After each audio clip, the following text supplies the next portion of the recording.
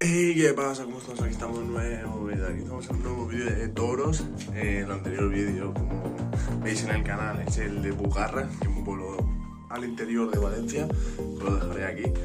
Pero bueno, hoy nos vamos otra vez a La Llosa.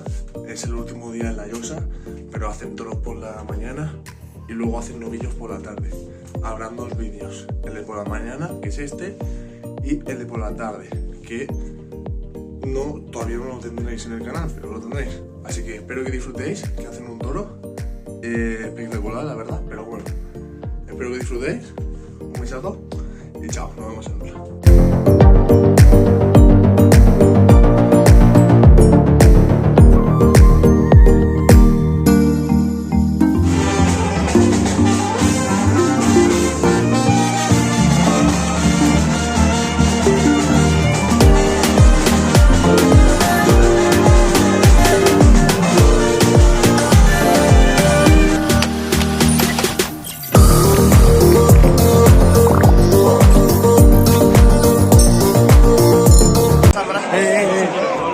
Vale, que está ahí, esto con la faena. Ya irá a tener.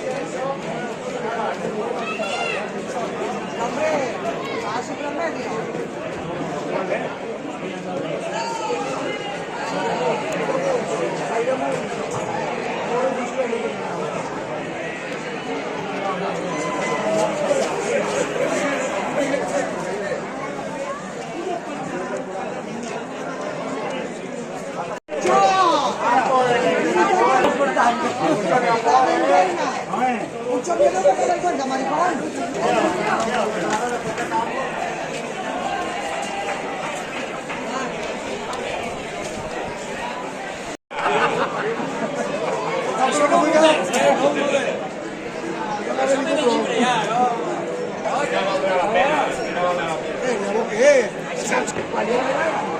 Oh, si me hace pues ya no esto hace más fácil.